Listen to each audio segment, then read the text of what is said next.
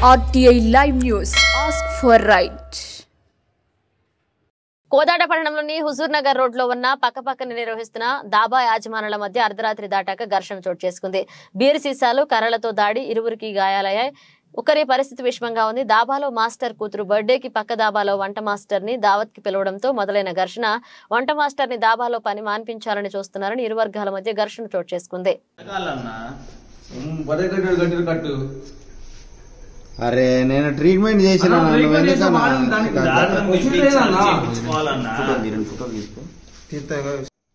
బయట కొట్టాలంటే కూడా కొడతారు కానీ మరి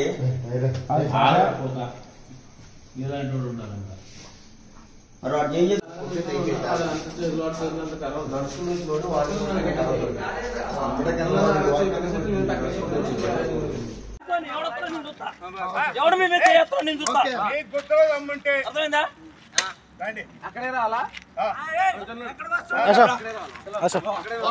ఓకే రైతు